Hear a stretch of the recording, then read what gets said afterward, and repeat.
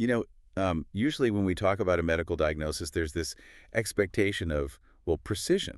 Right, absolutely. Like you break your arm, the x-ray shows a jagged white line, and the doctor points right at the film and tells you exactly what is structurally wrong. It's binary, broken or not broken. Exactly. We crave that kind of clarity. Right. We like things to be visible, neatly categorized, and, easily fixable. We do. We want the underlying structure laid bare so we can just fix the problem. But when you step into the world of ancient texts and like historical movements, that x-ray machine is often just broken. Or we've deliberately unplugged it. Right. We stop using it altogether. Instead of diagnosing structural issues, we get handed these beautiful, poetic stories. But you're comforting? Very comforting. I mean, for centuries, we've treated these foundational texts like stained glass windows in a cathedral. Oh, I like that analogy. Right. They are gorgeous to look at, full of mystique, and we just stand there staring at them passively. Yeah. We admire the pretty colors, but we completely ignore the architectural blueprints that actually keep the building from, collapsing on our heads. Which is an incredibly dangerous way to treat any foundational text. Yeah. Because if you only ever look at the stained glass, you totally miss the fact that the actual foundation is cracking underneath you. And that brings us directly to our mission today. We are unpacking a source document that is going to fundamentally challenge how you, the listener, interact with historical and religious narratives. It's a massive paradigm shift. It really is.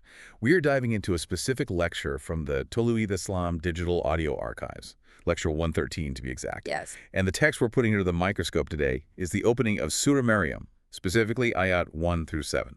A very famous passage. Super famous. Now, if you grew up with this text, or honestly, even if you just know the general historical lore across different traditions, you probably know the accepted story. The standard narrative. Right. It's almost always presented as this heartwarming, tear-jerking biological miracle. It's the quintessential comforting myth. Exactly. You have this elderly, grieving prophet named Zakariyya, and the narrative we are always told is that his bones are weak, his hair is white, his wife is barren.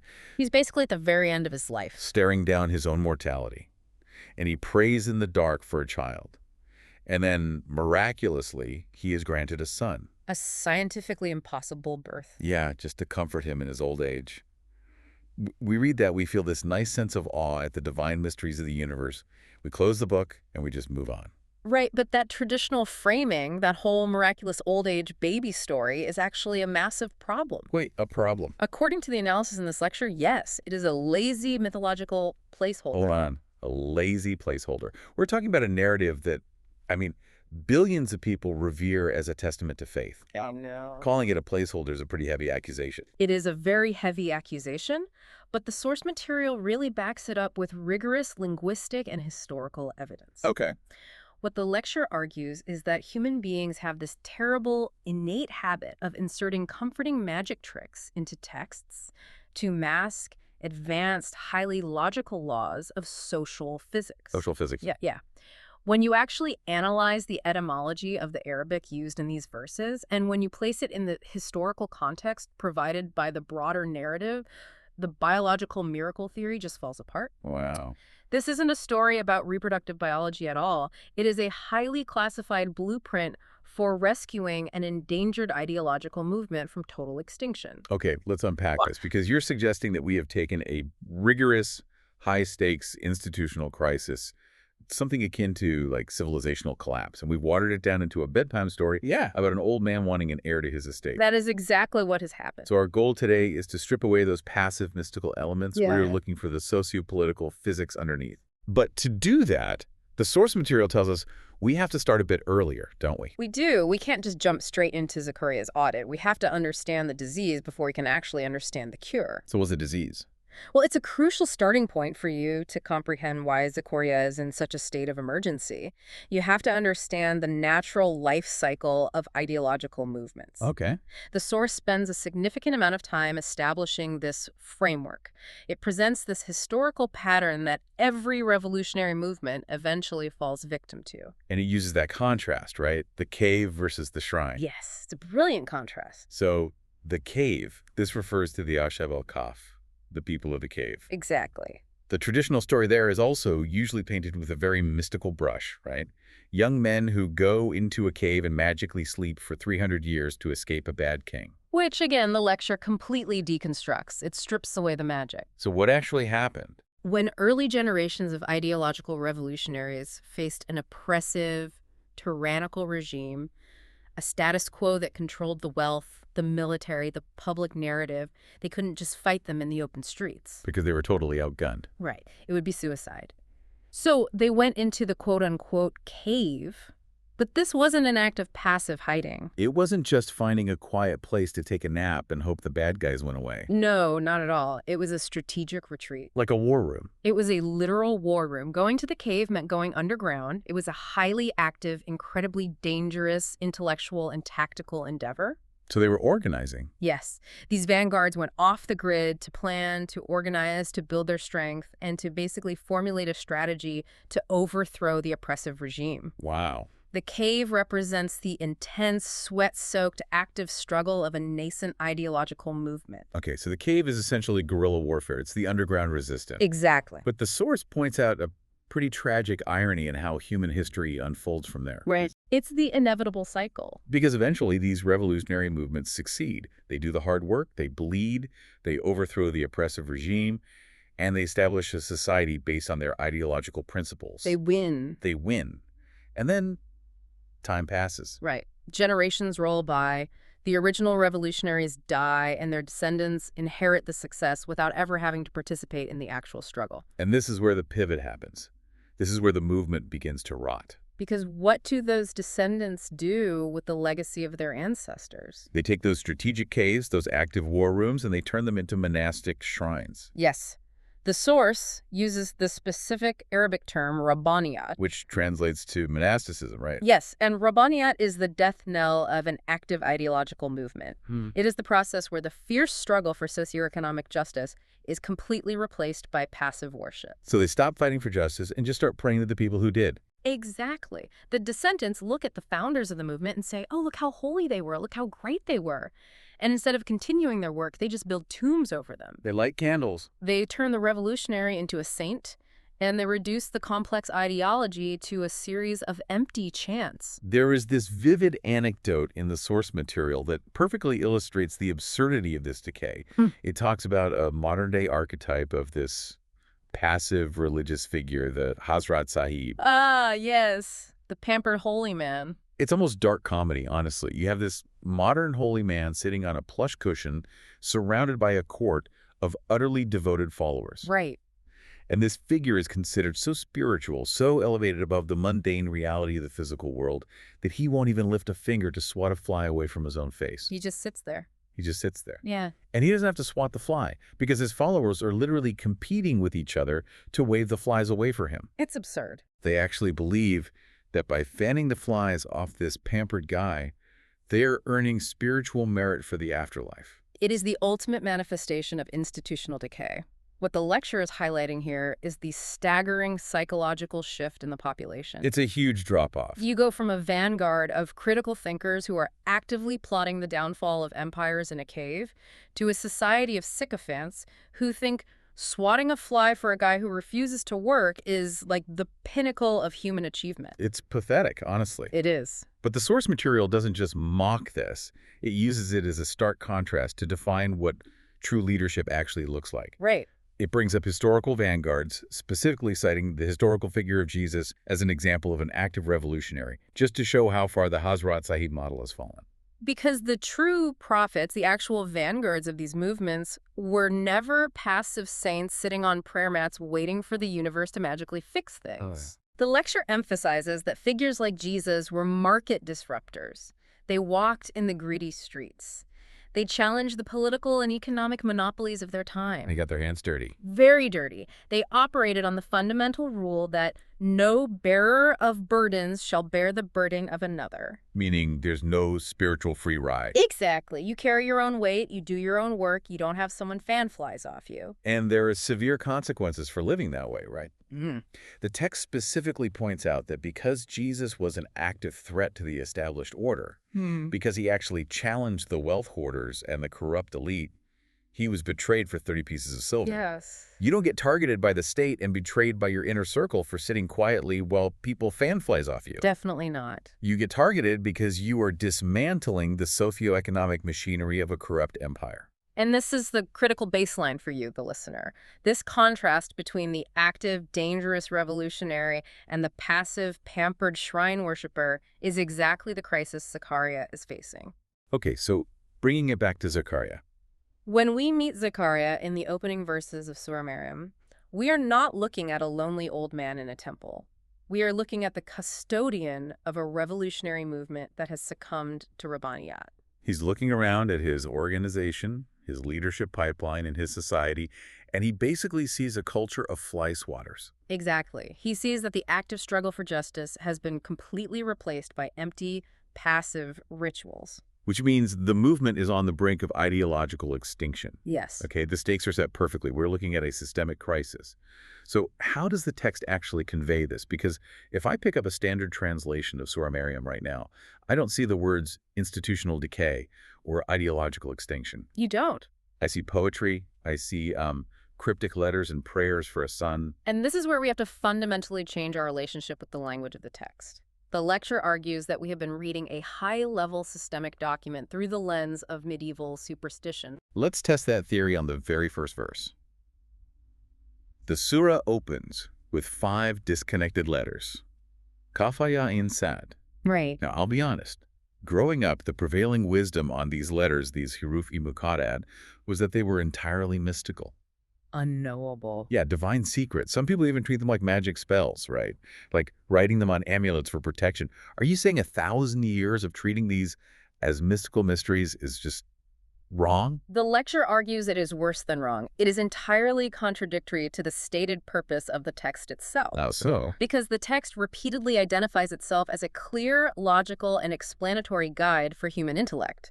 If the very first thing it does is present a magical code that human beings are fundamentally incapable of understanding, it defeats its own premise. That makes a lot of sense. The source material vehemently rejects the superstitious approach. Then what are they? If they aren't magic, what is the logical explanation? They are abbreviations, acronyms. Oh, really? Yes. The lecture points out that in ancient Semitic linguistic traditions, including Arabic and Hebrew, using abbreviations was a very standard logical practice, much like we use them in legal or scientific documents today. So it's essentially a legend on a map. Precisely. These letters logically represent divine attributes that set the thematic tone for the entire chapter. Give me an example. For instance, the lecture breaks down how letters like Kaf and Ha can represent attributes such as being sufficient, which is Ka'afi, or guiding, which is Hadi, Whoa. while Ain and Sad relate to being all-knowing, Alim, and truthful, Sadiq. Wow. Okay. By opening with these specific attributes, the text is laying down the foundational axioms of the system before the narrative even begins. It is telling the reader, the events that follow operate under the strict laws of a system that is sufficient, guiding, knowing, and absolutely truthful. That reframes the entire approach to the text. It's demanding a logical, analytical mindset right from the first syllable. If you start by thinking the first word is a magic spell, Yeah. you are obviously going to read the rest of the chapter as a fairy tale. Right. But if you read it as a systemic axiom, you have to apply that same rigorous logic to the characters themselves. Which brings us to the proper nouns, Zakariyya and Yahya. We have to completely dismantle how we view these names.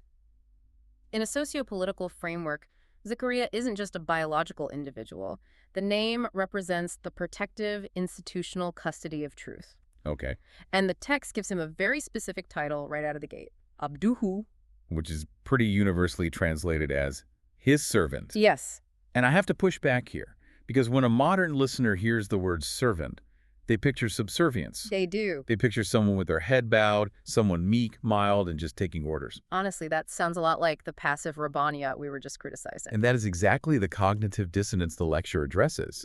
The conventional translation of Abd as a subservient slave is a byproduct of feudal monarchical thinking. In this specific socio-political context, being Abu, a servant of the divine, is actually the ultimate declaration of independence. Wait, how does serving equal independence? That sounds like a paradox. Well, think about what it means to align perfectly with universal natural law. If your absolute loyalty is to objective truth and universal justice, it means you bow to no worldly tyrant. Ah, It means you cannot be bought by the wealthy elites. You cannot be intimidated by the political status quo. You do not serve the empire. because you only serve the universal law. Yes. To be Abduhu is to possess a fierce, unyielding intellectual and operational independence. Zakariyya is not a meek servant. He is an uncompromising vanguard who refuses to bend his ideological principles for societal convenience. Okay, that makes Zakariyya a much more formidable figure. He's the uncompromising custodian of the movement, Right. but he is aging, and the movement is decaying. So Yeah. as for his successor, and the text gives us the name Yahya. Again, traditionally we read this as a birth announcement. Congratulations, it's a boy. Let's name him Yahya. But the etymology of the name itself carries massive weight here, doesn't it? Huge weight. The root of the word Yahya literally means to live or to bring to life. Oh, wow. Within this ideological blueprint, Yahya is not merely a biological child. Yahya is the literal embodiment of systemic revival. So it's a title of function. Yes, it represents the new generation, the fresh vanguard that will breathe life back into a stagnant, dying socio-political order. Zakariyya isn't asking for a companion for his old age. He is crying out for a Yahya. He is demanding a revival mechanism for a dead society. Which completely changes the context of his quote-unquote prayer. It does. The text uses a very specific, heavily debated phrase to describe how Zakariyya communicates this need. Nidan Kaf-Ha-Ya. The image that has been burned into our collective consciousness is that Zakariyya goes off into a dark corner, the lights are low, he's weeping, and he whispers this secret, superstitious prayer to God because he is, like, embarrassed to be asking for a baby at his advanced age. And the lecture rejects that image entirely. And logically, it must. Because he's a vanguard. Exactly. If we have just established that Zakariyya is Abduhu, a fierce, independent, uncompromising leader, he's not going to have a superstitious emotional breakdown in a broom closet. Right. The CEO doesn't go cry in the bathroom when the company's failing. They call a board meeting. Spot on. So what does Nidan Kaf-Ha-Ya actually mean in this socio-political context? Let's look at the roots. Nada means a call, a proclamation, or an urgent summons. Okay. Kaf-Ha-Ya means hidden, confidential, or internal. When you put this in the context of an endangered organization, this isn't an old man's whisper. It is a highly confidential strategic evaluation of the organization's leadership pipeline. An emergency classified board audit. Exactly. It is a closed-door executive session. But wait, if he is this bold, uncompromising leader, why keep it a secret? Why is it Kaf-Ha-Ya? Why not stand in the public square and announce, we need a revival? Imagine you are the CEO of a massive global bank. Okay. If you suddenly discover that your vaults are entirely empty and your top executives have been embezzling funds for decades, do you announce that on live television? Oh, no. No, because you'd trigger a catastrophic panic. Right. The stock would plummet to zero, your competitors would launch a hostile takeover of the remains, and your own board would probably fracture into civil war trying to grab whatever assets were left. Precisely. In a socio-political movement, a public audit revealing absolute structural vulnerability would have destroyed the movement overnight. So he has to keep it quiet. The enemies outside the movement would see the weakness and attack, and the corrupt factions inside the movement would initiate a premature civil war for power. That's fascinating. Zakariyya is running a classified diagnostic on the health of his civilization. He is assessing the damage quietly so he can formulate a survival strategy before the structural collapse becomes public knowledge. That is a brilliant reframing. It turns a moment of perceived weakness into a moment of intense strategic calculation. It really does. So, if Zakariyya is in the war room running this confidential audit, what exactly is he looking at? What are the metrics that caused him to hit the panic button in the first place? Right, the data. Because the text gives us two very vivid descriptions of his state. Wahana al-Admu and Ashta'ala al-Rasu. And this is where the lecture introduces the concept of social physics, treating the poetic, anatomical language of the text as hard sociological data. Let's break those down. Wahana al-Admu translates literally to my bones have weakened. Yes. And Ashta'ala al-Rasu translates to my head flames with white hair. For centuries, commentators have read this as medical chart. A literal diagnosis. Yeah. They'd be like, oh, poor Zakariyya, he has severe osteoporosis and he's going gray. He's just physically exhausted. But the lecture insists that reading this biologically completely misses the depth of the text. These are not biological complaints. They are sociological metrics of organizational decay. How so?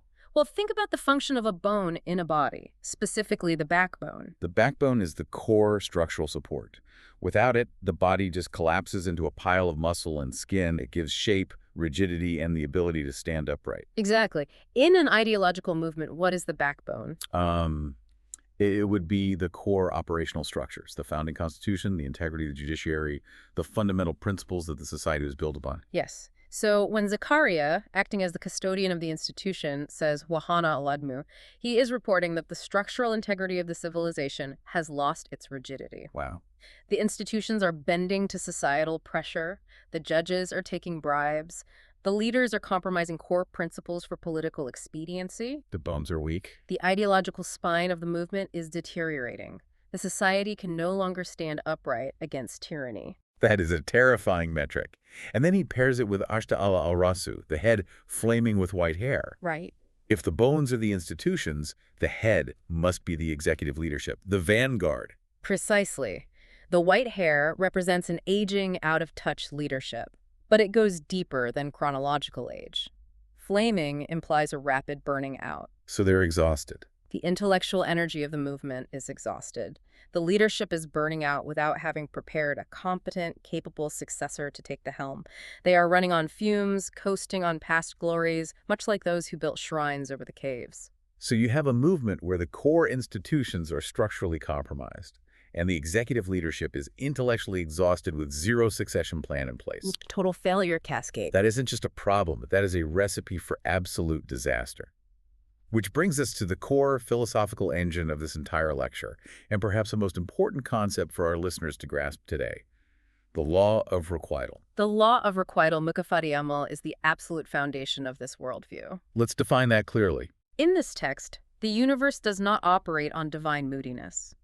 God does not sit in the clouds arbitrarily deciding to punish one society and bless another based on a whim. Right. The universe operates on fixed, unchangeable laws of cause and effect. Like physical laws. Exactly. If I walk off the edge of a 10-story building, gravity is going to pull me down to the pavement. Yeah. Gravity isn't angry at me. It isn't punishing me. It just is. It's a mathematical certainty. That's a perfect analogy. Just as there are laws of physical gravity, there are laws of social physics. The law of requital states that every action or inaction within a society has a guaranteed mathematical consequence. It is an immutable law of nature. So how does that apply to Zakariyya's audit? Zakariyya is looking at the sociological data. He sees Wahana Admu, the weakening structures. He sees Ashtala al-Rasu, the lack of succession planning. And he does the math. According to the law of requital, when an organization's structure weakens and its leadership fails to cultivate a new vanguard, the collapse of that civilization is mathematically guaranteed. Right. It is a physical certainty. If you do not build a strong successor, your movement dies. Period. It is cause and effect on a civilizational scale. Yeah. He realizes the math says we are going to go extinct. I have to intervene. Right. That makes this narrative infinitely more compelling. He isn't just an old man feeling sad about his biological legacy. He is a leader racing against the clock of civilizational collapse. He's trying to hack the law of requital by introducing a new powerful cause to change the impending effect. It transforms the text from a passive miracle story into a high-stakes, strategic thriller. It really does. But this raises a very obvious practical question for me. Okay.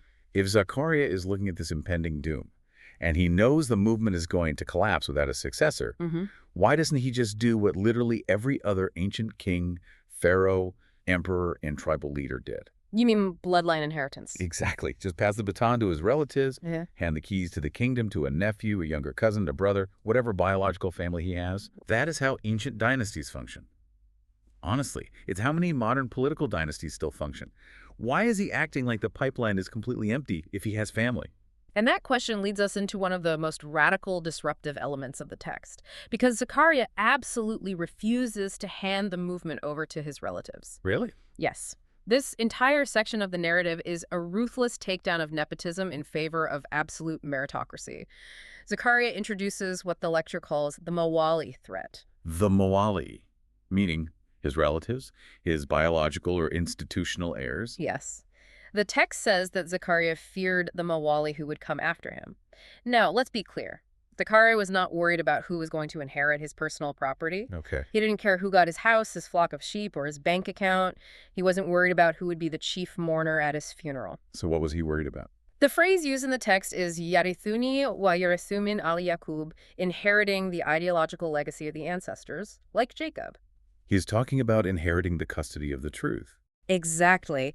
And when Zakariyya looked at his mawali, his own relatives, the people who, by the rules of ancient society, were supposed to inherit the leadership, he realized they were totally corrupt. Oh, they were part of the decay. They were probably the ones sitting around fanning the flies off the Hazrat Sahib. They were entirely stagnant. They were compromised by the status quo. They had no revolutionary fire, no intellectual rigor. Wow.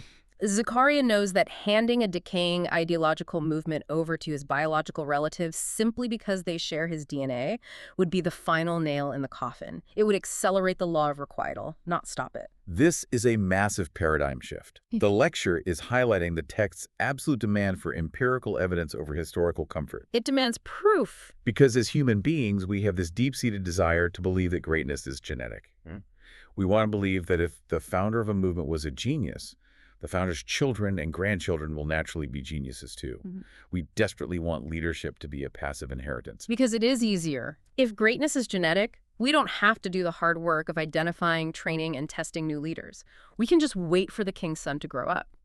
But history proves time and time again that biological inheritance is a terrible strategy for ideological succession. It's the ultimate unproven assertion. And this source material has zero tolerance for unproven assertions.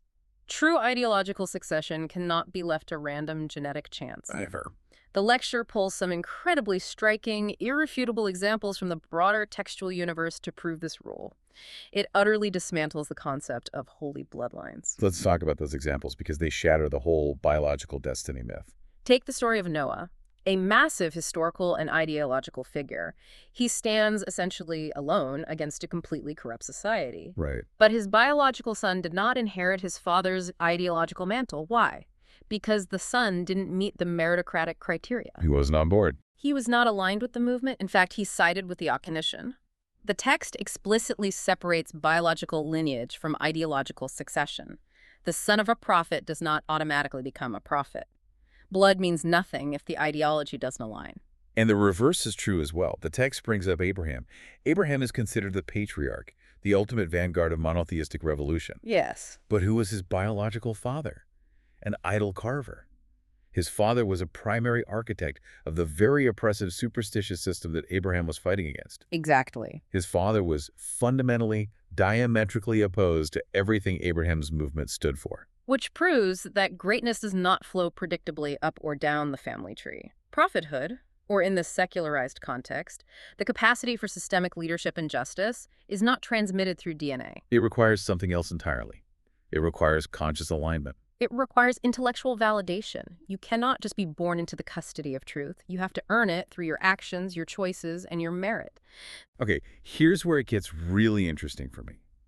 Because Zakariyya doesn't just reject his corrupt relatives. He doesn't just look at the Mawali and say anyone but them. No, he doesn't. He asks for a very specific type of heir. He sets an astonishingly high standard. He says he wants an heir who is Ratiyya. The Radahiyya standard. This is the ultimate metric for succession in this framework. Let's pause on that word for a second. What does Radahiyya actually mean in a sociopolitical context? Because in casual translation, it usually just comes across as make him pleasing or make him a good boy. Right, which sounds nice, but it doesn't sound like a metric for saving a civilization. Pleasing is a vastly inadequate translation. In this systemic context, Radahiyya means someone who has been intellectually validated. Validated how? It means someone whose actions, principles, and capabilities have been empirically tested and proven to align with the core values of the movement. So how do you test for that? Are we talking about like a written exam? Yeah. A democratic election? It is far more rigorous than a popularity contest or a multiple choice test. To be Radiyya means you have passed through the crucible. The crucible. It means you have been put under intense pressure, perhaps facing opposition, demonstrating integrity when it costs you something, making difficult strategic decisions, and you have proven that you will not break. Wow. It means this successor is not just passively inheriting a seat of power, They have been rigorously trained, heavily scrutinized, and consciously prepared to handle the crushing weight of systemic justice. It's the difference between passive inheritance and active cultivation. Zakariyya is basically saying, I am carrying the weight of a collapsing building. I cannot hand this structural load to someone just because they have my last name. Exactly. I need an heir who has passed the stress test. I need someone who is structurally sound enough to carry this civilization without shattering. And achieving that takes immense effort. You don't get a Rathi leader by letting them sit on a velvet cushion and having followers fan flies away from them. Definitely not. You get a Rathi leader by deliberately putting them in the arena, exposing them to the harsh realities of the socio-political struggle, and watching how they perform under the law of requital. So let's pull all of this together. What does this all mean for us? For you, the listener, who tuned in today? It's a lot to process. We started this deep dive looking at a story that has been sold to us for centuries as a sweet, mythical fairy tale. We were told it was about an old man praying for a biological miracle because he was sad and lonely, and God just bent the rules of biology to make him happy. And we have arrived at a completely different, infinitely more powerful landscape. Completely. By applying the analytical lens of Tolui Islam Lecture 113, we have systematically stripped away the mythological placeholder. We're no longer looking at reproductive biology. We're looking at a masterclass in civilisational survival. We are looking at a leader who refuses to be blinded by optimism or superstition. He runs a classified diagnostic on his decaying institutions. The Naden Kaf-Ha-Ya. Yes. He sees the weakened bones and the exhausted leadership, and he realizes that the immutable law of requital guarantees their absolute destruction if he doesn't intervene immediately. He rejects the comfort of nepotism. He looks at his own family, his own institutional heirs, and says, no, you are corrupt. You haven't earned this. Right. And instead, he demands a systemic revival, a Yahya, that must be validated by the rigorous, uncompromising, merit-based Radia standard. It is a profound blueprint for how to diagnose the decay of an organization and how to demand the right kind of leadership to save it from the inside out. It really is. It changes how you view leadership in any context, whether it's a nation, a corporation, or a community. But here's the thing. What's that? Recognizing the decay, understanding the law of requital, and setting the Radia standard is only the first step. This analytical framework for ensuring ideological continuity is just getting started. Oh, absolutely. Now that the ideological baseline is set, the real operational work has to begin, because you don't just snap your fingers and magically produce a vanguard that can save a civilization. No. Recognizing the need for a vanguard is one thing. The execution phase, the actual creation and testing of that vanguard, is where it gets incredibly granular. Exactly. So once you realize that Yahya isn't just a miracle child, but a vital institutional answer to systemic decay, how does the system actually cultivate this new vanguard under pressure? That is exactly where the narrative shifts next. In Lecture 213, we will dive into Surah Maryam, Ayat 8:15, to analyze the precise metrics used to validate and fortify this new leadership structure against an encroaching status quo. Stay tuned.